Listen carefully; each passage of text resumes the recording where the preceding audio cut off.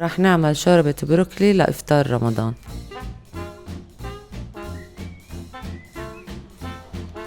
تقريبا نص كيلو بروكلي بنغسلها وبنقطعها.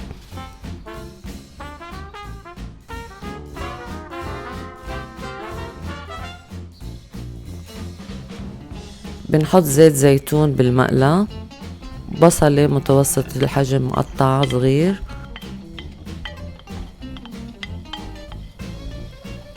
بنحرك البصل على نار هادية لتتدبل، بنضيف عليها البروكلي وبنحركهم شوي ليتدبلوا نسبيا.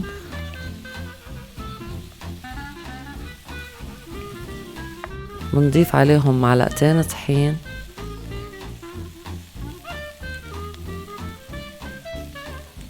وبنحركهم.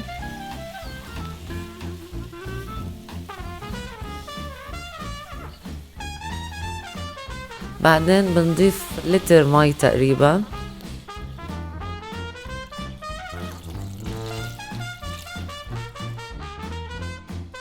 معلقتين بودرة ماجي،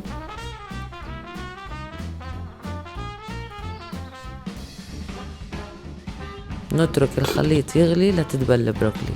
هيك بيكون نضج البروكلي، وبنخلط المزيج كامل.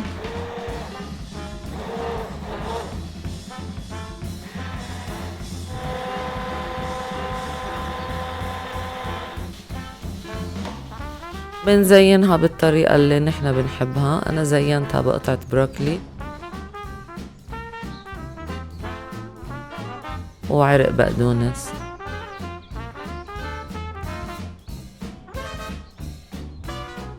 صحتين وعافية وبشهي.